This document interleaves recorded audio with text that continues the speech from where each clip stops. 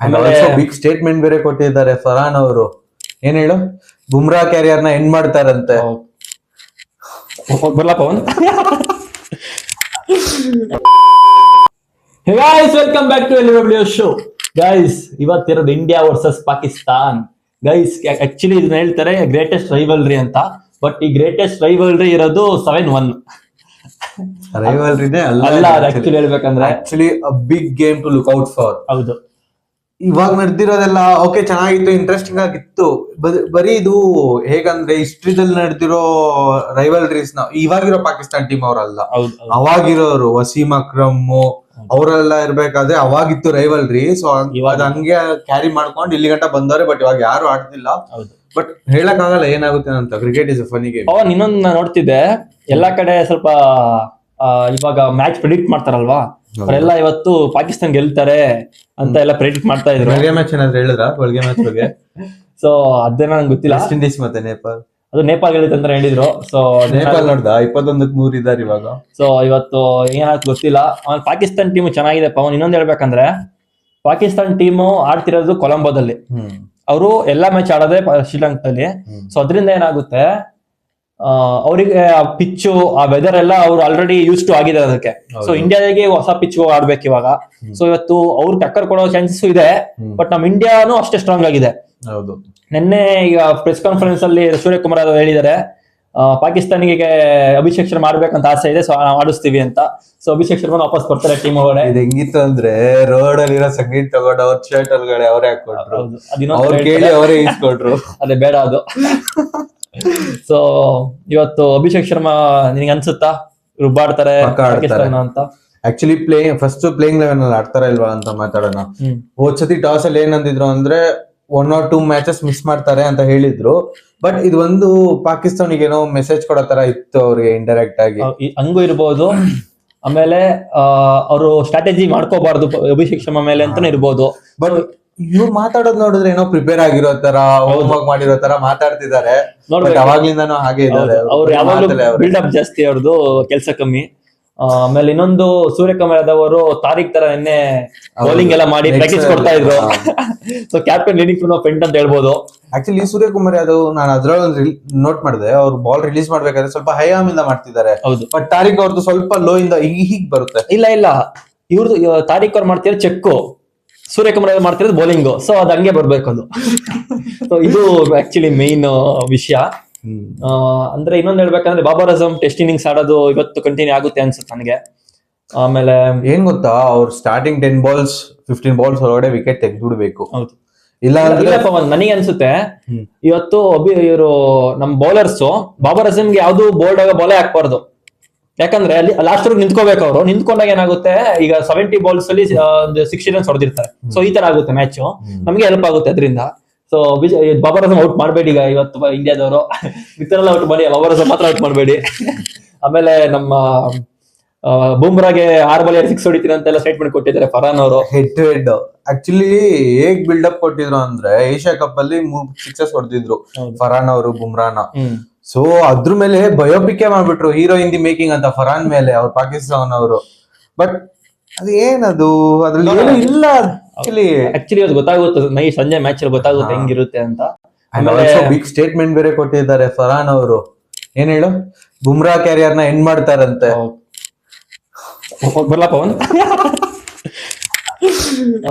So ಇನ್ನೊಂದ್ ಹೇಳ್ಬೇಕಂದ್ರೆ ಸಯೀಮ್ ಅಯ್ಯೂಬ್ ಅವರು ಕೂಡ ಒಳ್ಳೆ ಓಪನಿಂಗ್ ಮಾಡ್ತಾ ಇದಾರೆ, ಮತ್ತೆ ಬೌಲಿಂಗ್ ಇದೆ ಅವ್ರ ಹತ್ರ ಸ್ವಲ್ಪ. ಸೊ ಅವರೊಬ್ರು ನನಗೆ ಯಾಕೋ ಎಕ್ಸ್ಪೆಕ್ಟೆಡ್ ಆಗ್ಬೋದು ಅನ್ಸುತ್ತೆ ಪಾಕಿಸ್ತಾನ ಕಡೆಯಿಂದ. ಅಂಡ್ ಆಲ್ಸೋ ಏನಕ್ಕೆ ಎಕ್ಸ್ಪೆಕ್ಟೆಡ್ ಅಂತಿರೋದಂದ್ರೆ, ಇಂಡಿಯಾ ಕಡೆ ಲೆಫ್ಟ್ ಹ್ಯಾಂಡರ್ಸ್ ಜಾಸ್ತಿ ಜನ ಅವ್ರೆ.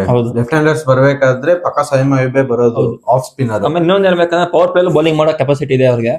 ಇನ್ನೊಂದು ಪಿಚ್ ಅಲ್ಲಿ ಅವ್ರಿಗೆ ಗೊತ್ತಿರೋದ್ರಿಂದ ಹೆಂಗ್ ಆಗ್ತಿದೆ ಅಂತ ಎಲ್ಲ. ಟಾಸ್ ತುಂಬಾ ಮ್ಯಾಟರ್ ಆಗುತ್ತೆ. ಪಾಕಿಸ್ತಾನ ಟಾಸ್ ಗೆದ್ರೆ ಚೇಸಿಂಗ್ ತಗೋತಾರ ಅನ್ಸುತ್ತೆ, ಗೆಲ್ಲಲ್ಲ, ತಗೋಬೇಕಷ್ಟೇ. ಆಕ್ಚುಲಿ ಪ್ರೀತಮ್ ಇನ್ನೊಂದೇನು ಅಂದ್ರೆ, ಅವ್ರ ಹತ್ರ ಪೇಸರ್ಸ್ ಯಾರು ಇಲ್ವೇ ಇಲ್ಲ. ಇದ್ರೂ ಯೂಸ್ ಮಾಡ್ಕೋತಿಲ್ಲ ಅವರು. ಇವಾಗ ನಸೀಮ್ ಶಾ ಇದಾರೆ, ಅವ್ರನ್ನ ಇಲ್ಲೂ ಆಡ್ಸೇ ಇಲ್ಲ ಅವರು. ನನಗೆ ಅನಿಸ್ತಾಗ ಇವತ್ತೇನು ಅಸ್ತ್ರ ಹತ್ರ ಯೂಸ್ ಮಾಡ್ಬೋದು ಅವ್ರನ್ನ. ಮೇ ಬಿ ಇರ್ಬೋದು. ಇವಾಗ ಕೃಷ್ಣ ಹತ್ರ ಈಗ ಅಷ್ಟೆಲ್ಲ ಬೇಡ. ಸೊ ನನಗೇನೋ ಅವ್ರು ತರಬೇಕು, ಒಳ್ಳೆ ಬೌಲಿಂಗ್ ಇದೆ ಅವ್ರದ್ದು. ನನಗೇನ್ ಗೊತ್ತಾ, ನನಗೇನ್ ಇಷ್ಟ ಅಂದ್ರೆ ಇಂಡಿಯಾ ಪಾಕಿಸ್ತಾನ ಅಂದ್ರೆ ಒಂದು ರೈವಲ್ರಿ ಅಂತ ನಮಗ್ ತಲೆ ಫಿಕ್ಸ್ ಆಗಿದೆ. ಅವ್ರಿಗೆ ಸೋಲ್ತಾ ಇರ್ಬೋದು, ಬಟ್ ಕಾಂಪಿಟೇಷನ್ ಕೊಡ್ಬೇಕು, ಅವಾಗ ಚೆನ್ನಾಗಿರುತ್ತೆ ನೋಡಕ್ಕೆ. ಸೊ ಇನ್ನೊಂದೇನಂದ್ರೆ ಅವ್ರ ಕಡೆ ಒಳ್ಳೆ ಪ್ಲೇಯರ್ಸ್ ಆಡ್ಬೇಕು, ಪಾಕಿಸ್ತಾನ ಕಡೆನು ಇಂಡಿಯಾ ಕಡೆ ಒಳ್ಳೆ ಪ್ಲೇಯರ್ಸ್ ಆಡಿದಾಗ ಅವಾಗ ಚೆನ್ನಾಗಿರುತ್ತೆ ಮ್ಯಾಚ್ ನೋಡಕ್ಕೆ.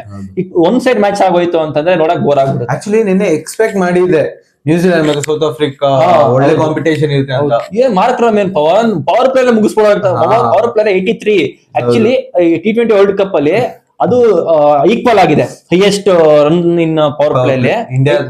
ಇಂಡಿಯಾ ಇರ್ಲಿಲ್ಲ, ಸೌತ್ ಆಫ್ರಿಕಾ ಇದ್ದು ಮುಂಚೆನು. ಸೊ ಅವ್ರದ್ದು ಸ್ಕೋರ್ ಅವರೇ ಈಕ್ವಲ್ ಮಾಡಿದ್ದಾರೆ ಇವಾಗ 83 ಮಾಡ್ಕೊಂಡು.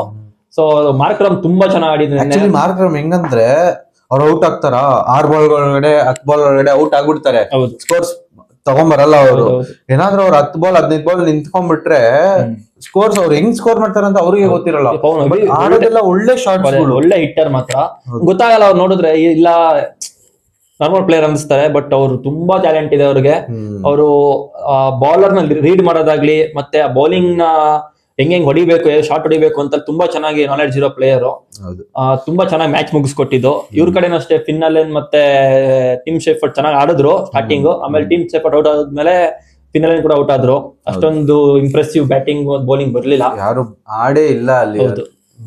And also coming back to ಇನ್ನೊಂದು ಹೇಳ್ಬೇಕಂದ್ರೆ ಫಸ್ಟ್ ಟೀಮ್ ಟು ಕ್ವಾಲಿಫೈ ಅಂದ್ರೆ ಸೌತ್ ಆಫ್ರಿಕಾ. ಹೌದು, ಈ ಸೂಪರ್ 8 ಗೆ. ಆಮೇಲೆ ಇಂಡಿಯಾ ಪಾಕಿಸ್ತಾನ್ ಬಗ್ಗೆ ಹೇಳ್ಬೇಕಂತ ಅಂದ್ರೆ ಸೊ ಯಾವ್ದಾದ್ರು ಚೇಂಜಸ್ ಮೈಂಡ್ ಅಲ್ಲಿ ಇದೆಯಾ? ಅದೇ ಸಂಜು ಸ್ಯಾಮ್ಸನ್ ಜಾಗದಲ್ಲಿ ಅಭಿಷೇಕ್ ಶರ್ಮಾ ಬರ್ತಾರೆ. ಇನ್ ಮಿಕ್ತರ್ ನಾನು ಚೇಂಜ್ ಮಾಡಕ್ ಹೋಗಲ್ಲ.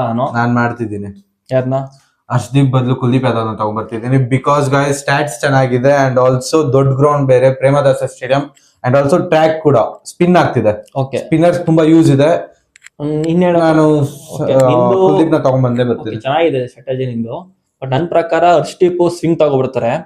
ಸೊ ಅವ್ರ ಓಪನರ್ಸ್ ಇಬ್ರು ಸ್ವಿಂಗಿಗೆ ಕಷ್ಟಪಡೋದು ನೋಡಿದೀನಿ ನಾನು. ಸೊ ಕಷ್ಟಪಡೋದ್ರಿಂದ ಅವ್ರನ್ನ ಆಡಿಸ್ಬೋದು ಅನ್ಸುತ್ತೆ ನನಗೇನೋ. ಅವ್ರನ್ನ ಆಡಿಸಿ ಇವಾಗ ಅವ್ನ್ ಬ್ಯಾಟಿಂಗ್ ನ ಕಮ್ಮಿ ಮಾಡ್ಬಿಟ್ಟು ಕುಲ್ದೀಪ್ ತರೋ ಚಾನ್ಸಸ್ ಇರ್ಬೋದು. ನೋಡ್ಬೇಕು ಏನಾಗುತ್ತೆ ಅಂತ. ಸೊ ಟಾಸ್ ತುಂಬಾ ಮ್ಯಾಟರ್ ಆಗುತ್ತೆ. ಹೌದು, ಎಲ್ಲಾ ಟೀಮ್ಗಳು ಇವಾಗ ನಂಬರ್ 8 ಬೌಲರ್ ಬ್ಯಾಟಿಂಗ್ ಆಡ್ಬೇಕು ಅಂತ ಎಕ್ಸ್ಪೆಕ್ಟ್ ಮಾಡ್ತಿದ್ದಾರೆ. ಹೌದು ಹೌದು, ಎಲ್ಲಿ ನೋಡಿದ್ರು ನಂಬರ್ 8 ಬ್ಯಾಟ್ಸ್ಮನ್ ಇದ್ದೇ ಇರ್ತಾರೆ, ಲೈಕ್ ಬೌಲಿಂಗ್ ಆಲ್ರೌಂಡರ್ ಇದ್ದೇ ಇರ್ತಾರೆ ಯಾವ ಟೀಮ್ ನೋಡಿದ್ರು. ಸೊ ಇವಾಗ ಅದೊಂದು ತಲೆಯಲ್ಲಿ ಕುತ್ಕೊಂಡ್ಬಿಟ್ಟಿದೆ ಕೋಚ್ಗಳಿಗೆ. ನಂಬರ್ 8 ಇದ್ರೆ ಗಂಭೀರ್ ತಗೊಂಡ್ಬಂದಿದೆ ಅದನ್ನ. ಹರ್ಷಿತ್ ರಾಣಾ ಬೇಕು ಅಂತ. ಹರ್ಷಿತ್ ರಾಣಾ ಆಡಲ್ಲ ಅನ್ಸುತ್ತೆ ಇವತ್ತು. ಹರ್ಷಿತ್ ರಾಣಾ ಓಕೆ ಸಾರಿ ಇಲ್ಲ, ಅವರು ಗಂಭೀರ್ ಜೊತೆ ಏನೋ ಕನೆಕ್ಷನ್ ಇದೆ ಇವರಿಗೆ. ಮರ್ತೋಗ್ಬಿಟ್ಟಿದೆ ನಾನು.